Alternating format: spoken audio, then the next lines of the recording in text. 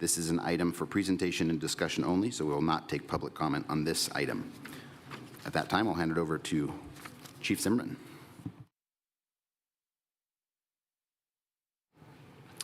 Thank you, Chair Rogers. For the record, Tammy Zimmerman, Chief Facilities Management Officer. And first, I want to thank you as a volunteer group for coming and doing the work that we put before you and making those tough decisions, but really appreciate all your input and your help with this, and specifically Chair Rogers and Vice Chair Coley and discussing these with us beforehand. So really want to talk about the schedule. If this Zoning Advisory Committee is able to make a recommendation to the board tonight, that would conclude this year's Zoning Advisory Committee agenda for the rest of the year in meetings. This would be the last item that the board has made action on for closing schools through the FMP, the facility modernization, and we would restart in August with the next round of what we have planned. So wanted everybody to kind of have that information in there, as we move forward. If there is not a decision made tonight, we do have the next meeting on the schedule already, right? But that's just in case. We would really like to make a decision tonight, only to keep the families having the option to use the school of choice window, which starts March 9th and ends March 20th. So this is intended to go to the board March 10th. So that would help them to make those decisions that are and provide those opportunities for their students. And with that, if you had any other questions about schedule, I'd be happy to answer those, but also we'll be looking to fill a couple positions in the summertime, as well as any of the positions that are currently filled by applicants here to be re-upped. Thank you for that update. Any questions from committee members on the schedule ahead of us? Tammy, when will so you will have an update for us in August of sort of the season, so to speak, for next year? Yes, so in August, once school gets in, we'll convene our zoning committee meetings, and at that very first meeting, we'll set a cadence of what we anticipate going through for the school year. Sounds like a plan. Very good. Thank you. We will move swiftly on to our next agenda item, 2.03, which is the core of our discussion this evening. Presentation, discussion, and possible action regarding the proposed elementary level enrollment zone adjustments for the 2027-28 school year, potentially impacting the following schools: Roger Corbett Elementary School, Libby Booth Elementary School, Echo Loader Elementary School, Veterans Memorial Elementary School, E. Otis Vaughn Middle School, and Earl Wooster High School. And this is an item for possible action. And with that, I'll welcome staff. Mr. Rodello. Thank you very much. Brett Rodello, long-range school planner with the district. I want to thank everybody for their time and intellectual and emotional energy that will be put into tonight's meeting. Before we get started, I wanted to reflect a personal experience that I had coming into campus this afternoon. And it was the historic charm and culture of this facility hit me when I arrived here. And I can say as much as the same for Veterans Elementary when we were there last month. This is for the community, also Zach, for whatever it's worth, that I want to encourage the community especially, that they carry that charm and soul of this facility into the building that they end up in, wherever these decisions lead them. I think the future facility deserves that, the community themselves deserve that, and so do these historic ones. With that said, I'll get into our presentation. Thank you. So our outline tonight includes housekeeping and context items. We'll go over the geography and our options, and we'll open up for questions and discussion. So our topic purpose includes Loader being reconstructed on its existing campus going into effect in the fall of 2027. And Booth is going to receive an expansion and modernization effective the same year. Veterans and Corbett are both going to be closing and rezoned into Loader and Booth. No impacts to middle school or high school boundaries are going to result in these changes. Before we advance too much into the presentation, The school district wanted to provide recognition and thanks for all community partners that have participated in the process of the dynamics of the 4 schools we're dealing with. The importance of these partnerships sincerely cannot be overstated. And all these stakeholders include, but are not limited to, parents, PTAs, community members, and all surrounded by the impacted schools, WCSD's Capital Funding Protection Committee, the Oversight Panel for School Facilities, and you folks, the Zoning Advisory Committee, City of Reno Council members, Reno Sparks Indian Colony leadership and staff in the Truckee Meadows Regional Planning Agency, and former elected officials and Ward 3's Neighborhood Advisory Board. This table here outlines history of occurrences that we have recorded with these engagement partners spread across 3 different engagement groups with the district. Attached to the meeting materials tonight in the back shows detailed evidence of these engagements from these engagement groups for everybody who participated and gave their input regarding these. Brett, one question here. So are all these instances specific to this agenda item? That's correct. Yeah, some of it included FMP going back to August of 2022, I think, but it kind of captured all of that, focused into where we are today. Thank you. Mm-hmm. So getting into our fundamentals here regarding admin 5015 School of Choice, which supports students and families' options to apply to attend to a school of their choice outside their enrollment boundary. This is limited up to any school's 90% of capacity.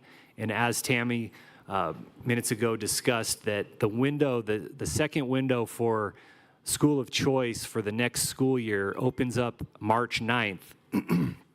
So for what it's worth, any changes that are recommended that the board may approve on March 10th, it will be an opportunity for families to apply to attend a school of their choice that are impacted by rezones. For Admin Reg 7107, alignment of school attendance zones pertaining to legacy grades, this is not going to apply here as Corbett and veterans are going to be closing. Those 5th graders aren't going to have the ability or chance to stay with their legacy school. Our guidance from Admin Reg 7107, we're going to try to keep subdivisions and small neighborhood units in the same attendance zone to the extent possible. We want to assign students to the closest school to the extent possible. Create compact attendance zones with few or no island areas. Include target enrollments that allow for growth and anticipated changing demographics. We want to comply with feeder patterns to the extent possible and avoid placing transportation burdens on identifiable diversity subgroups. Our timeline for impacted facilities is as follows. Pretty much everything occurring across these 4 schools is happening in the 27-28 school year. Additionally, at Booth is going to receive a reconstruction that's going to make use of the modernization efforts that are going into place in 27-28. That reconstruction will occur sometime in the 2034 to 2037 timeframe per the FMP. And details on that can be referenced in the FMP. Brett, the modernization or the renovation of Booth, does that include classrooms? I can't state how many classrooms are going to be added to that, but it is going to include expansion to the facility. I want to say maybe 2 classrooms are added. I don't know off the top of my head, but it is a slight expansion, and we can see that in the numbers as they come up. We'll point that out in our student enrollment projections as we see that slide, and I'll show you. Okay. And are those projects too on track, so there wouldn't be any risk of construction delay causing? Yeah, as far as I'm aware, those are on schedule. Brett, before we move off that Yeah. slide, one question that we did get from some of our community engagement was, what is the plan for the land at Corbett and veterans, or just for those facilities? To the extent you have any sort of update from the district, that was a big question from community members. Yeah, it's a big question. Frankly, seems like Tammy might want to answer that. It's a big question internally and externally, and it remains to be seen. And we're doing our darndest to make sure that it ends up in the most optimal place that the universe can open up for. For the community, we're looking at all angles of this. As far as special programs are concerned, including special education, English language learners, psychological services, things of that nature, special programs are going to follow students wherever they end up. Facility designs pertinent to booth and loader have been informed by current special program needs and utilization, and our school capacities reflect special program utilization. And this table outlines total classrooms currently occupied by special programs. One more question. And I think it's veterans that's a designated STEM academy. Does the STEM piece go to the new school as well? How does that work? That'll be a determination by academics and what happens with that STEM designation, if it does not go to the new school or if it does. So that'll be a future discussion with academics. Follow up on this slide too as well, Brett, because Yep. special programs was another key theme that came up in some of our community engagement. Can you expand a little bit more on sort of the programs following the kids? Because there was a big question of just sort of trying to understand folks that are in these sorts of programs and what to expect as kids are moved. So Tammy Zimmerman, Chief Facilities Management Officer. So once we know the zoning decision of the advisory the committee tonight, and then the board approves, we'll be able to tell, because each individual student has an individual education plan that has these special programs. We'll be able to tell where they're going and be able to support them at the schools with their individual program, whether it be strategies for autism, SIPs for social intervention, and ELL, English language learners, any of those. They'll follow the students. They also want to recognize special education gets transportation to their schools as well. So, they might, if there are some services that they might have not a full class, they might combine them at schools. But that'll be a discussion as we get through the zoning, because I can't tell you what's going to go to what school until we know where the students are going to go. And those schools will work with the families to actually identify that and let them know what's going on with those.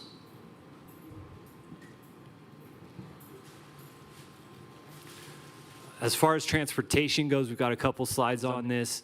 This slide, the imagery here applies to our option 1 that you folks have seen. In this case, all areas will receive transportation to their zone school, with exception to the majority of North veterans right now, which is indicated in orange there.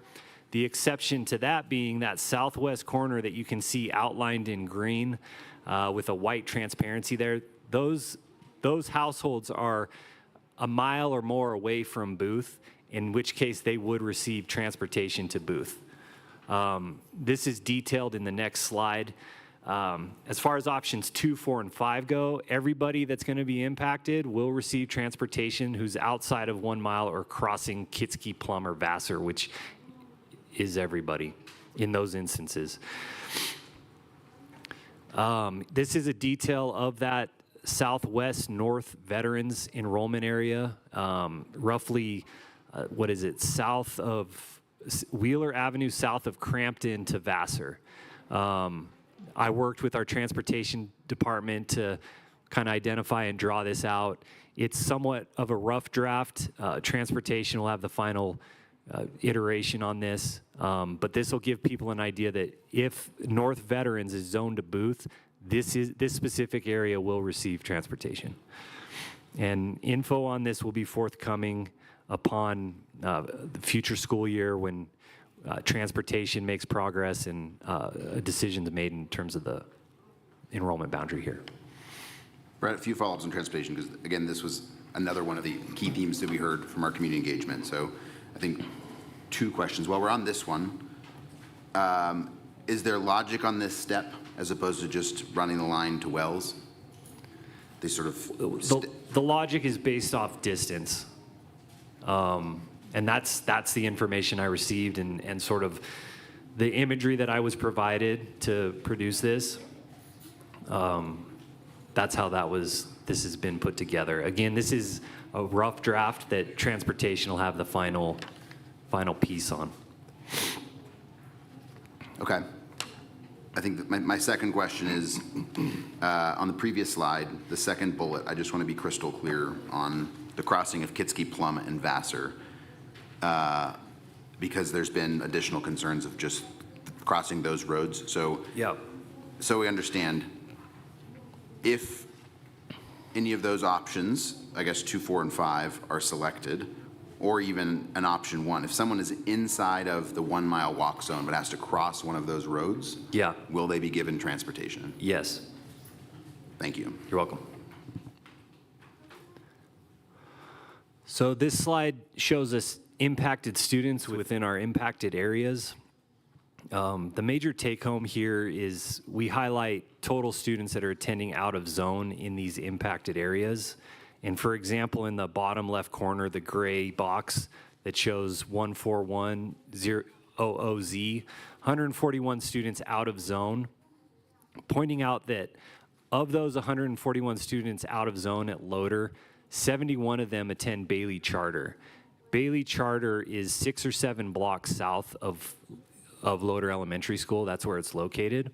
And as we've discussed in previous months regarding new school openings, we've seen on average an additional 15% of students at our new schools from outside the district, whether that's district-sponsored charters, state-sponsored charters, homeschool, private school, et cetera. The point here is that, one, just drawing attention to kind of the gist of this slide, but two, that it's reasonable to expect that we might receive some students from Bailey Charter at that new Loader upon its opening. Between Loader's current boundary and the blue area, which is South Corbett, there's 90 students that attend Bailey Charter right now. So we don't know, we can't predict the extent to which that occurs, but we can say on average the district sees an additional 15% of its projected enrollment of new students at new schools.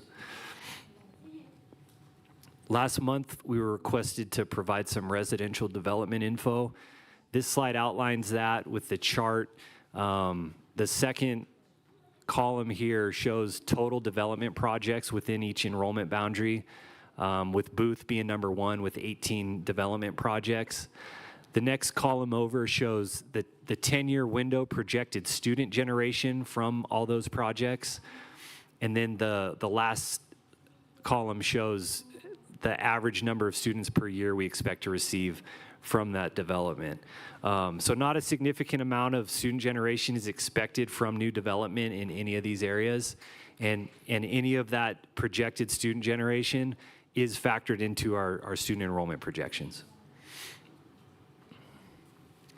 And moving on to our geography and options, we've discussed the general layout of our study area, where we're south of I-80, east of Virginia Street, we're north and west of McCarran, bisected by I-580, and shooting out industrial Glendale area to the east. To study where our arterial roadways, including Kitsky, Vassar, and Plum. Those have informed, we've leaned on those in informing what might be best for school enrollment boundaries, safest, and all of that when it comes to our considerations here.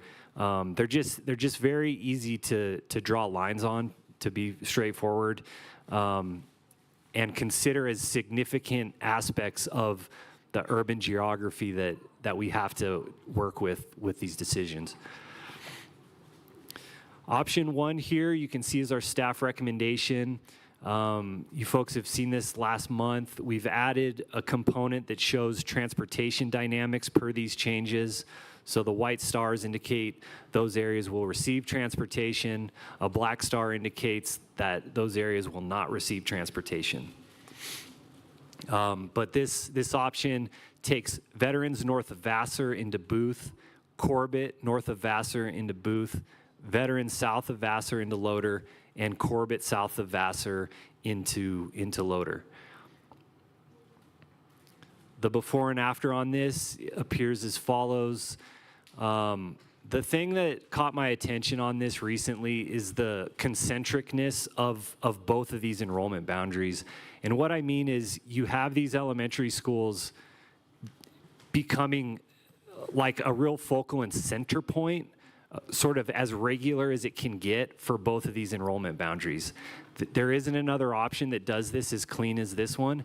And I think when it comes to creating community and things like of that nature around a school, you're not going to see it cleaner or better than this, in my opinion. This is a look at the student enrollment projections related to option 1. We like this best in terms of the balance of enrollments that we see. It amounts to a difference of about 90 students in favor of Loader. Given the nature of Booth's current facility and the expansion, I think this is an optimal setup for both schools. Per your question, Shannon, regarding the difference of the expansion at Booth, we're going to add about 50, a little less than 50 seats to there. So I think we're adding 2 classrooms, but that's what we're looking at there in terms of the expansion. And then once we go into design for the reconstruction there, we'll be looking at enrollments and projections at that time to inform the design of the reconstruction. Brett, just because this chart is new to some folks, do you mind just orienting folks to Sure. this, as well as like the target percentages? Yeah. So the chart on the left shows our current capacity conditions and projections. You have quite a few different columns of data here. The first being the school name, the second being the capacities at each school. The facility capacity is in black. The portable capacity that we call temporary is in red. That red capacity is not counted into the facility capacity. The column that says current enrollments is just that. Current enrollments divided by our max capacity gives us our current capacity utilization. And then moving over to the right, it shows what the projected capacity and utilization is for the future, including 2026 and 27, and then in 27 and 28 when these changes are made. And then the final 2 columns show the average projected enrollment for the 5-year window and 10-year window from the time that these changes are made. And then the box on the right shows, the box on the left shows current conditions and projections. The box on the right shows what that looks like once this option makes its change. Where again, like if we go to the very far right and look at Booth, they have a projected enrollment in the 10-year time frame being about 441 students. Corbett closes, Veterans closes. Loader looks at about 532 students at that time. And as I mentioned, this accounts for a difference of about 90 students between Loader and Booth, favoring Booth, which is going to have the capacity at this brand new facility to take a little more students. It's just, it works out as well as it can be. One other thing I'll point out that I'll probably say again throughout this presentation is that this option sets up the future for these enrollment boundaries better than any other option that we've looked at. Meaning that when you go to make a recommendation, this option is gonna quote unquote promise you the likelihood that you're not gonna have to revisit enrollment boundary changes at these 2 schools indefinitely. And I cannot speak with as much confidence, nearly as much, with any of our other options that we'll see tonight. Option 2 is similar to option 1 with the exception that it's putting all of Veterans into Loader instead of splitting it where North Veterans is going into Booth. The identical changes in option 1 are happening with Corbett, where Corbett north of Vassar goes to Booth. Everything south of Vassar at Corbett will go to Loader. And then the stars indicating who would receive transportation in this option. I'll point out here there's a few more incongruencies related to our guiding principles. We had none in option 1, where here we have 3. We'll summarize that at the end of the presentation. Here's the before and after, where the after, you can see we have this more irregular boundary between the two schools, not as clean, and I would even go as far as to say as healthy concentricness to it. That line in the northwest is East Taylor Street, comes down south to Kitsky, and then east to Vassar. And then taking a look at our student enrollment projections, the key thing to zone in on here is Loader in the future projections. They're looking at about 77-78% of capacity.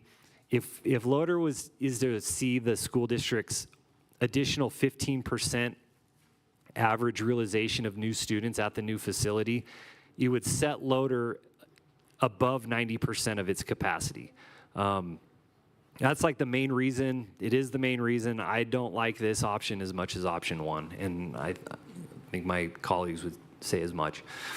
But just pointing that out, that if we do realize a good amount of students from other schools to Loader, we could see this situation at Loader exceed 90%.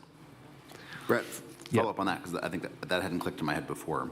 So new facilities you are projecting can have an additional 15% above what we see here? We don't project for that, but historically that's what we do see, an additional 15%.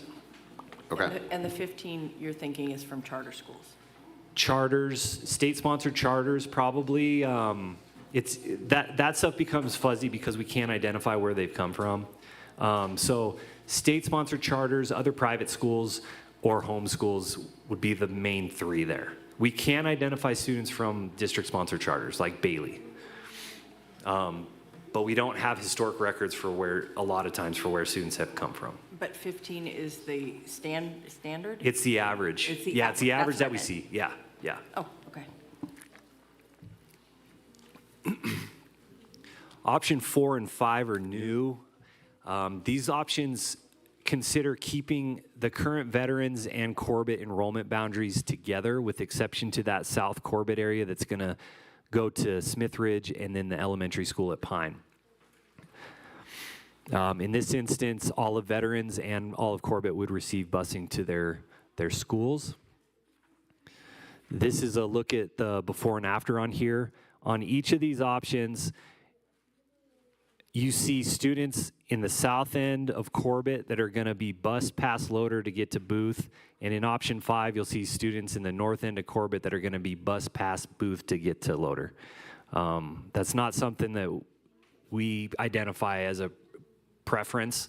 And we'll see what this looks like when it comes to our grading of the guiding principles. A look at the student enrollment projections here. This very underutilizes Loader and probably more significantly overcrowds Booth, where we're trending towards 120% of capacity at that school. That said, that we identify this as a non-option. Option 5 takes all of Veterans and moves it into Booth, and all of Corbett minus that southern Corbett area and moves it into Loader. Similar dynamics of option 1 pertaining to Veterans and its transportation aspects. Incongruencies on both options 4 and 5 include 5 of 6 of our guiding principles, which we'll see towards the end here. This is a look at the before and after, where again, you're gonna have students in the north end of Corbett busing past Booth to get to Loader.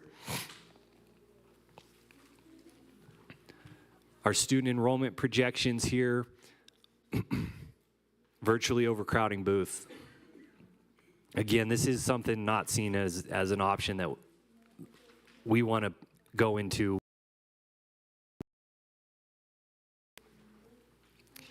And this is a look at our guiding principles scorecard. Option 1 is passing with flying colors.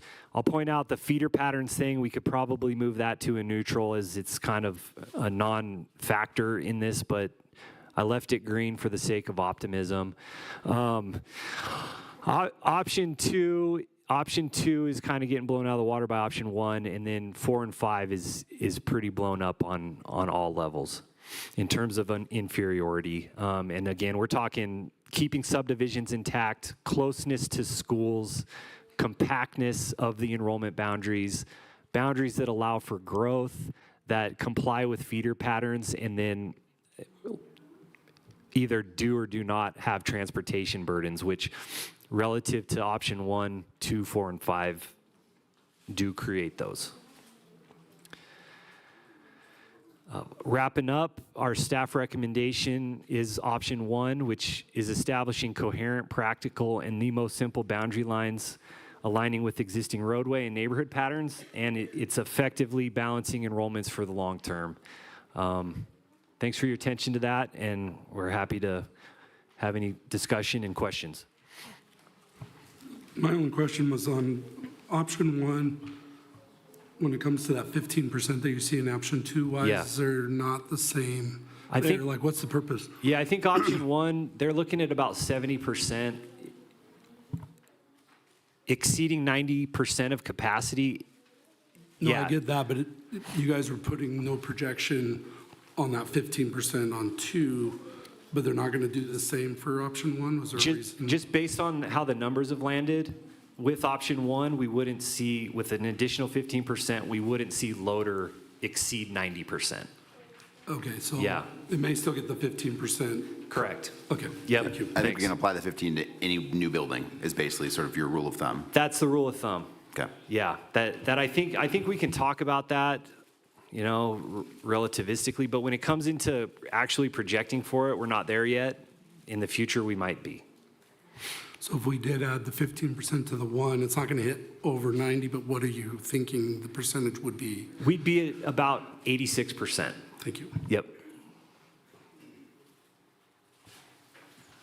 Yeah, question. So just a little clarification maybe around the special programs. Mm-hmm. I count 17 programs between Corbett and veterans, but I'm assuming there's overlap there and that we were not looking for 17 classrooms between those 2 other schools that we're zoned Yeah, into? that's accurate. We do expect consolidation amongst programs where it's possible. Okay. There's programs that use classrooms that don't necessitate classrooms in instances, in which case these new facilities will be provided spaces that are appropriate for those, not necessarily classrooms. So these numbers outline classrooms specifically where our new facilities are designing around mitigating those programs without the need for a classroom. Yep.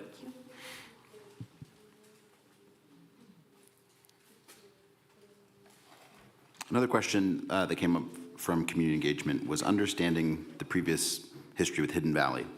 Because I know that previously we heard from the Reno-Sparks Indian Colony that they had a history of actually being zoned over there. So as we're trying to contemplate the impact of past and future zoning, can you guys share anything of the history as it relates to that zone, previous zoning? Yeah, that zone went into effect at the start of the 2020 school year.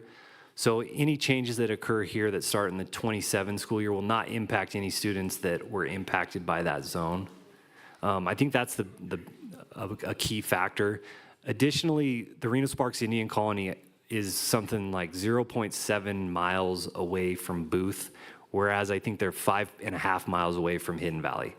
So when it comes to geographic adjacency and things of that nature and our guiding principles, sticking to the guiding principles favors Reno-Sparks Indian Colony into Booth. Do you guys know why they were sent to Corbett instead of Booth, since it is a stone's throw back in 2020? I don't have the context on that. It also looked like we got some feedback on the westmost boundary as well. Meaning, if instead of South Virginia being your, the way that makes the map look really great, it was Wells, and those to the west could go to either Mount Rose or Jesse Beck. Were there any discussions around that? It looks like it's almost equidistant to Booth. We haven't looked at that. We haven't modeled that. Is it something we would want to, or not exactly? Mainly because Virginia Street just sticks out as Sure. a definitive line there. And I know middle school pattern, it would have a split feeder. but- That's correct. If we did move there, it would impact middle school and high school. Sure. On the topic of feeders, I want to just be clear. The agenda item has both Vaughan and Worcester on it, but all options don't touch a middle school or a high school boundary. Is that correct? That's correct. Okay, so all these options aren't, no one is getting sort of moved for Vaughan or Worcester. That's correct. Okay, thank you. Any other questions from the committee before, yep? Yep, one more. On option 2, you have, it says admin reg incongruencies, and it talks about compactness. Compact attendance zones or few or no islands. How does 2 affect number 3? No islands or, I think the compactness relative to 1, that north veterans dropping into Loader, relative to 1 where that north veterans goes to Booth, to me, it read as less compact than option 1. So I'm basing the relativeness of all this to that option 1, where option 1 is setting our standard for compactness and closeness and subdivisions and all that. That's where I drew that comparison. okay. Any other questions to the committee before we open it for public comment? Seeing no lights. Thank you, Brett and Tammy. At this point, we're going to open it up for public comment, and then after we have that, the committee will deliberate. Do we have any public comment this evening? Pablo Navaduran.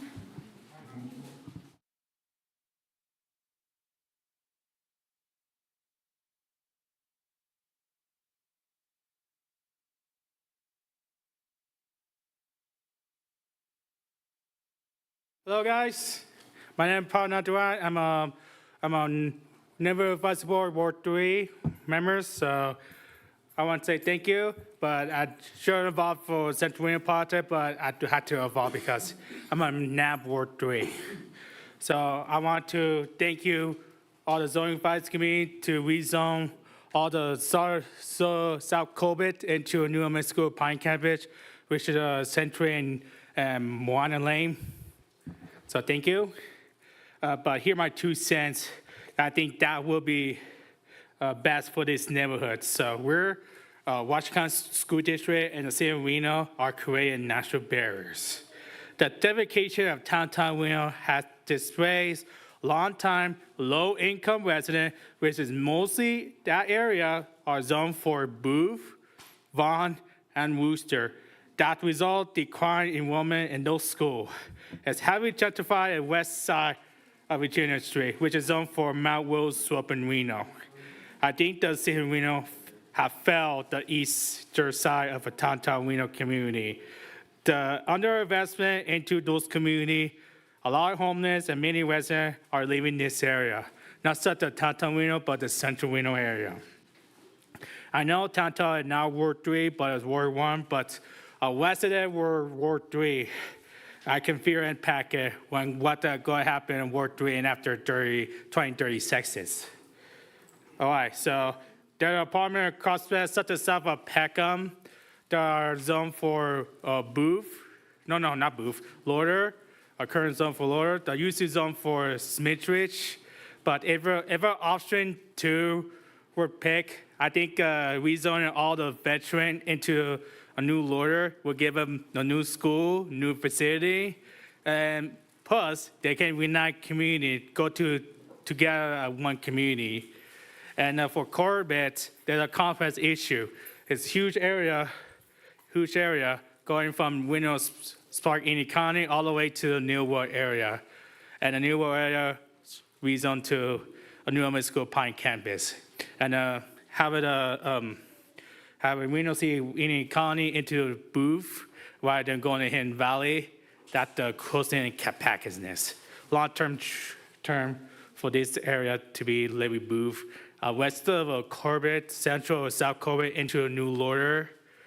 I like to support option 2, with the exception of Casey Triangle, which is south of Peckham, should be rezoned to a New Middle School Pine campus. Thank you. Thank you.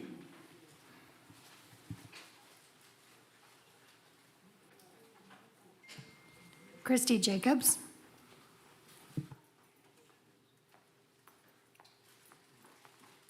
Hi, Christina Jacobus is actually my real name, but I am the Reno Sparks Indian Colony Education Department Manager, and thank you to all of you for the dedication and the work that you do. And I also wanted to make a public statement to thank you, Tyler, and all the rest of the crew you brought to our sovereign nation to meet with us. That was very helpful. So that was the first thing I'd like to say. The second thing is, personally, taking my badge off, I feel like option 2 is better. And the reason why I was looking into that was that puts both of them at 70%, in the 70% range, as opposed to Booth at 80, over in the 80% and 70%. And I wasn't certain about that 15%, why there was no talk about what it would do to Booth. Because if we do option 1 and there's any growth in that, that would put Booth at the higher capacity as well.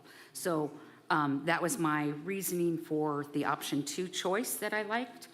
And then I wanted to let the board know, or the committee know, that at the Reno Sparks Indian Colony, we have had no other concerns from our families other than the question on the Hidden Valley, because that's where we were before. Are comfortable with the Booth decision, if that's how it goes. So thank you very much. Thank you.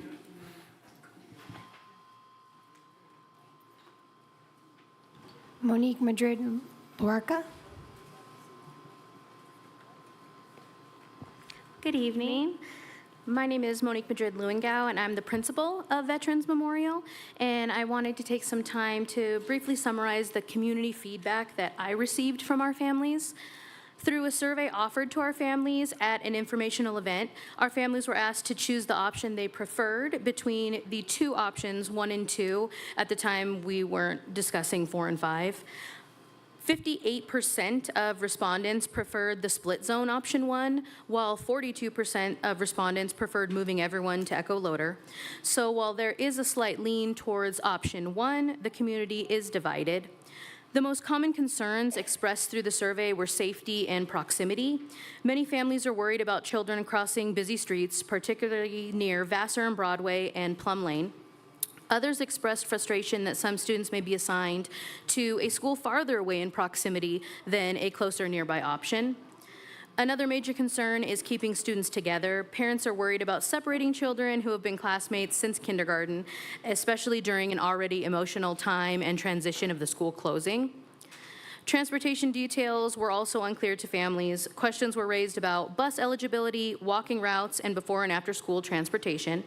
In addition, several parents asked about continuity of special programs like strategies and support for our more vulnerable students. Beyond the logistics, many families simply expressed sadness about the closure.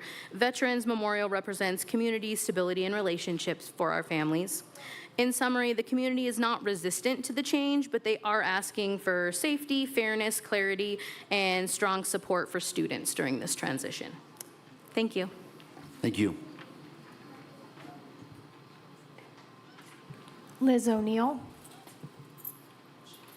Hello, I'm Liz O'Neill. I'm a teacher at Corbett, and I've been a longtime teacher, and I don't know if any teachers were actually on the team for planning any of this, but I can't see anything up there, but it seems as though all the shelters are in the green, and I've been teaching a long time, and every child that I've had in a shelter, many childhood adverse experiences. And with that comes many developmental delays, emotional trauma, environmental delays. Many times, every child we've had a report for CPS are in the shelters this year. And having all those children, we love them, adore them. It's not that we don't want them, but having all those children in one school is challenging.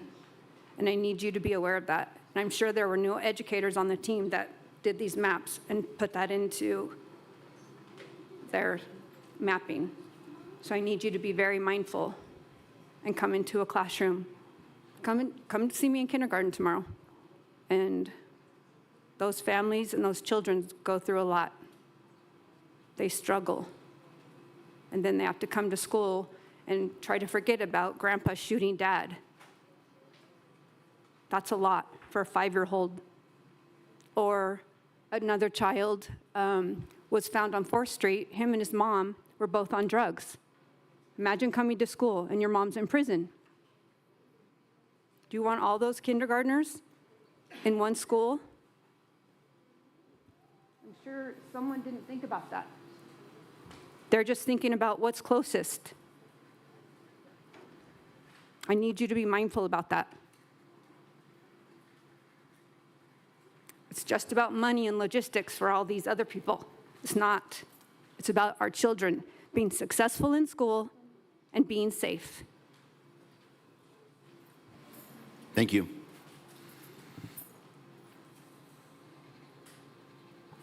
Milano Gomez Mead.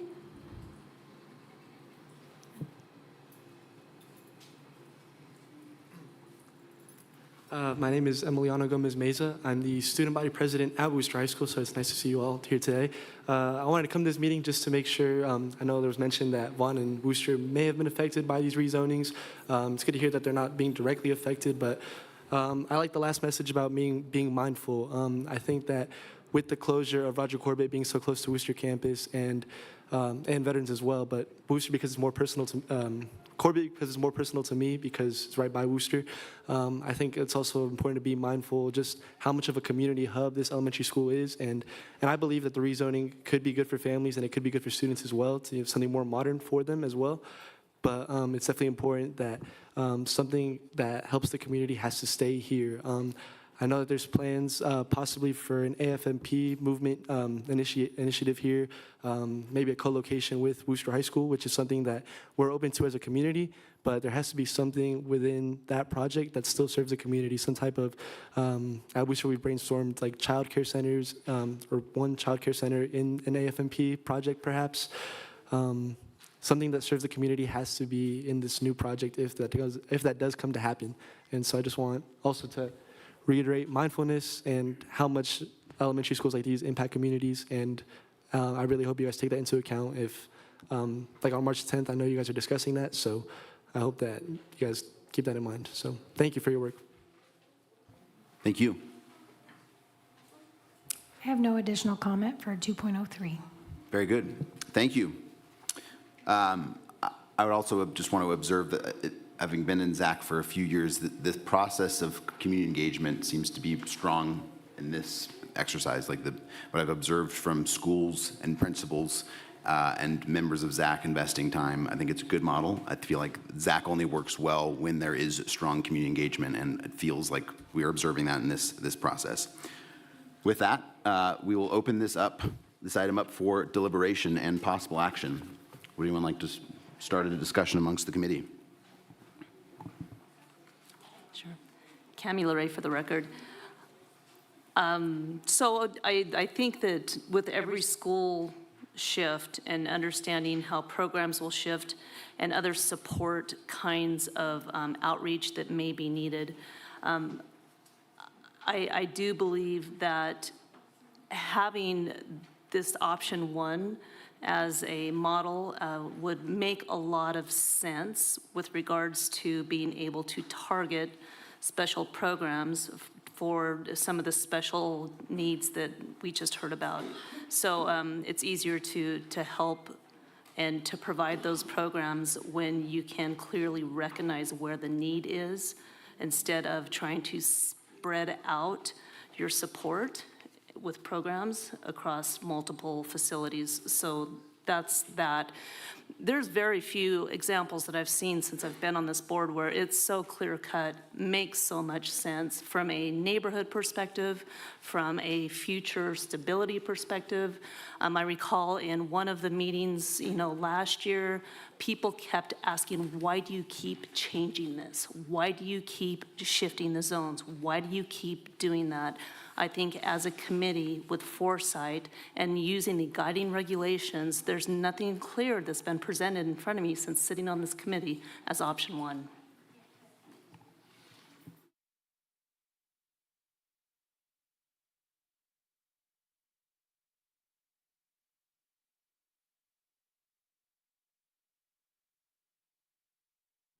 Katie Schneider for the record. Does anybody else on the committee want to, I agree, option one is very clean. Does anybody else want to explore a Wells boundary and the option to send some on the west side to either Mount Rose or Jessie Beck? Or am I the only one?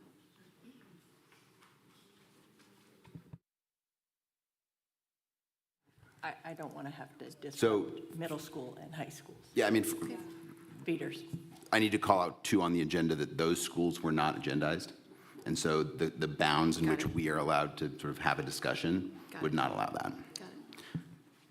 I will echo too that this is, I think this is at least the third, maybe fourth meeting in which we have discussed this, and that option was not raised by anyone. I want to address the North Corbett corridor, or really the shelters up there, going to Booth, and the woman who said it would overload Booth. And I have discussed, it's been discussed, and they said, what I believe I remember correctly was, we can do it. We are good at this. This is what we do. I may be wrong if it's overloaded or not. I mean, I understand her emotion. I heard optimism. So just wanted to pass that along. I think as the spouse of a public educator, our schools and our teachers and our staff are asked to do so much. And so that message certainly lands with me. I think that I've observed Zach having to make decisions, trying to be as consistent as possible as we approach these. And there is no perfect answer. And every decision that we'll have will lead to some positive and maybe a suboptimal outcome, but it is our job to try to balance all of those. And as I look at the options, I agree that option one checks so many boxes of what our job is to do.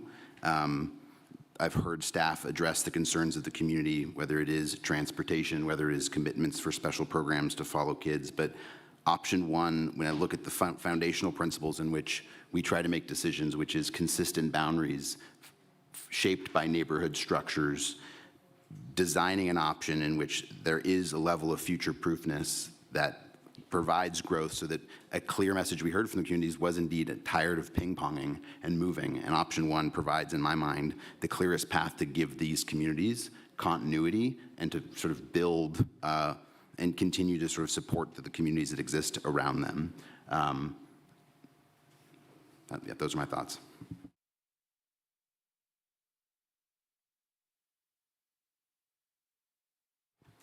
So it sounds like out of the four options, 4 and 5 are off the table pretty much. I think we're all in agreement with that. 1 and 2 are left, and the idea for parents and families not to have to worry about boundary changes going forward is highly appealing, and that's what I found with option 1 from staff. And then number 2, the idea of pushing Echo Loader immediately to like 90% of capacity is very concerning. So for me, option 1 is where I would land.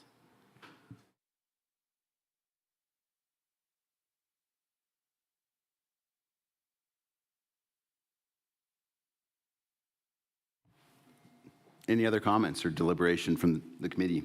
If not, is anyone prepared to make a motion? I'll make a motion. Cami LaRae for the record. I, Cami LaRae, move that the Zoning Advisory Committee recommends option 1 as presented, effective for the 2027-28 school year, to the Board of Trustees for possible approval. Thank you. We have a motion on the Brian table. Anderson for the record, I second. Very good. We have a motion and a second to move that the Zoning Advisory Committee recommend option 1 as presented, effective for the 2027-28 school year, to the Board of Trustees for possible approval. All those in favor of the motion on the table, say aye. Aye. All those opposed, say nay. Very good. The motion passes unanimously. Thank you all. That brings us to agenda item 3.01, general public comment. Pablo Navaduran.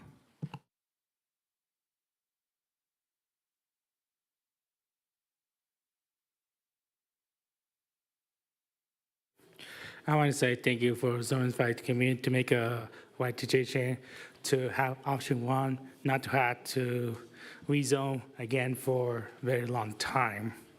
And thank you. Thank you for the North Venture community that support going to booth, because I will support option 2 and they all booth to lower, to have a community together. 90%, if a 90%, why not rezone all the Kiski Triangle into a new middle school Pine Cabinet, which is 65% capacity. So I don't get it. There are some community members, some public commenters say like Vaughn is too large, but now I could say Echo Lawyer too large, because if you look at a woman, it's so low. It had to do with protection and underinvestment on this neighborhood, because those community, those delayed development and underinvestment in Ward 3 area, especially Central area, had to actually fail for city council to improve those parks, have a large space for parks, and have a new apartment building that could add more kids to the school district. So I'm happy. I know you don't have a control over the development, but I want to say thank you. Thank you for listening to the community of boys. So I'm happy at option 1, a little clean to me. And I'm with the exception having those kids who can't try and go to a new middle school Pine campus. But I'm, if a color on your eyes, leave it. So it's up to those community. That's what I want to. And also the AM50, I do like the Corbett repurposing for Corbett. That school is, I'm been there, Washer Corbett Elementary School at. I went to Washer Corbett. That's my alumni school.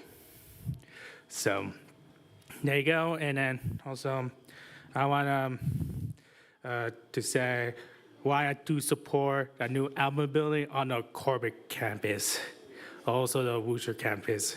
If Wooster were repurposed, we need to have a large regional park in that area so the kid can have access to have a soccer field. Beside like Santo Reno area doesn't have any park. No, they do have so many parks, but they have no soccer field to host or unstable to host a soccer match. So thank you very much. And my birthday is on March 22nd. Thanks, Pablo. And 6-7. Oh, boy. That's still around. Any other public comment? I have no public comment. Very good. Before we adjourn, I want to inform Zach, we will be doing new elections in the new year, and I want to share that I will not be seeking a chair again. It's time for some fresh blood. And so I just want everyone to just sort of know that publicly, so that we think about who wants to raise their hand next. There's a great hand right next to me, but we'll talk about it in the new year. With that, I will adjourn the meeting at 3.02. Thank you so much, and we'll see you next year.